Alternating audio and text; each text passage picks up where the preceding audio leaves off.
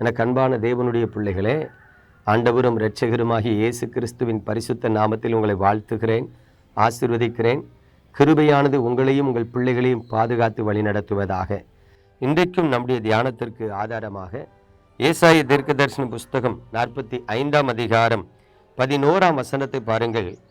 இஸ்ரவேலின் பரிசுத்தரும் அவனை உருவாக்கினவருமாகிய கர்த்தர் சொல்லுகிறதாவது, வரும் காரியங்களை என்னிடத்தில் கேளுங்கள், என் பிள்ளைகளை குறித்தும் என் கரங்களின் கிரியைகளை குறித்தும் எனக்கு கட்டளையிடுங்கள்.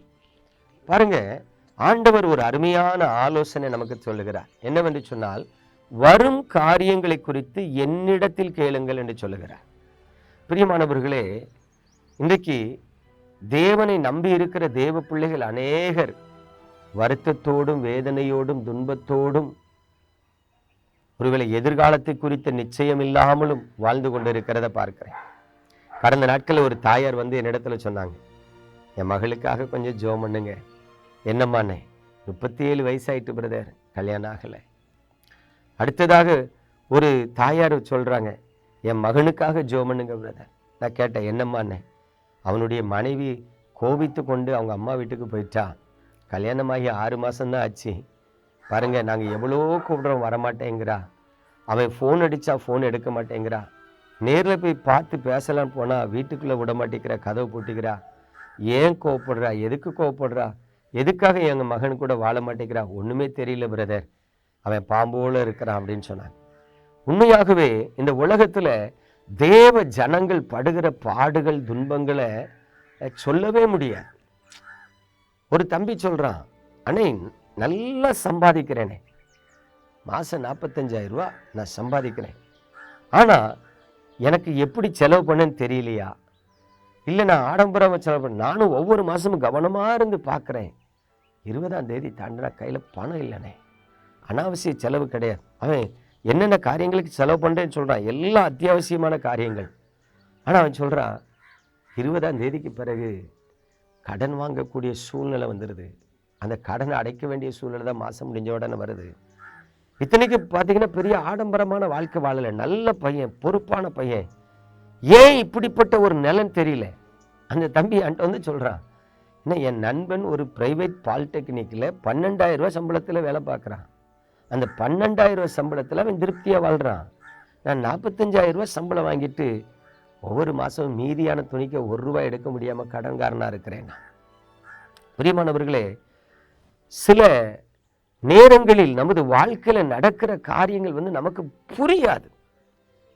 நம்மளும் நன்மை செய்ய தான் செய்வோம்.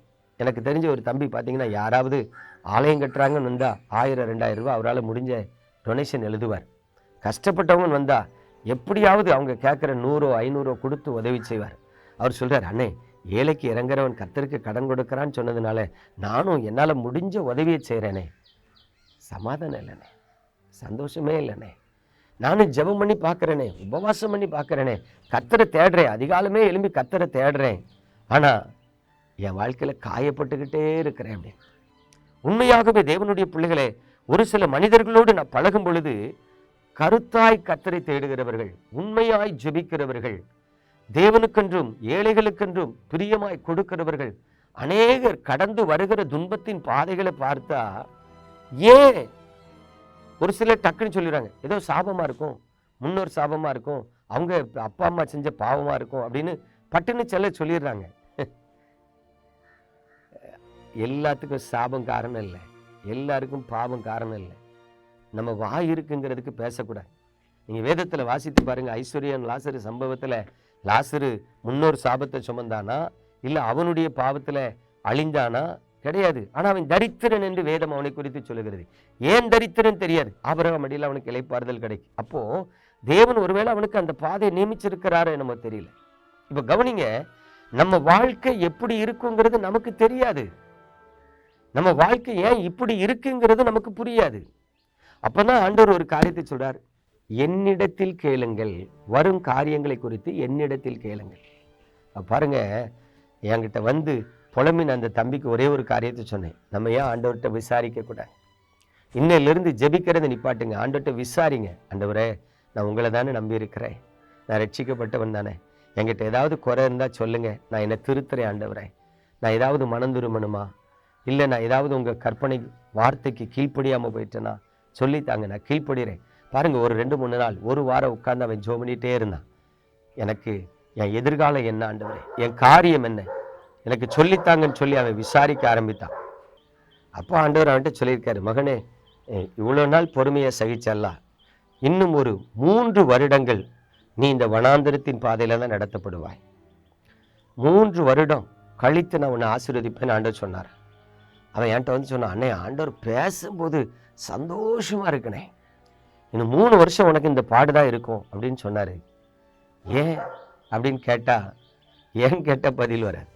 இப்போ கவனிங்க, இஸ்ரவேல் ஜனங்கள் 400 வருஷம் அடிமைத்தனத்தில் இருந்திருக்கான், 40 வருஷம் வனாந்தரத்தில் தேவனால் நடத்தப்படுறான்.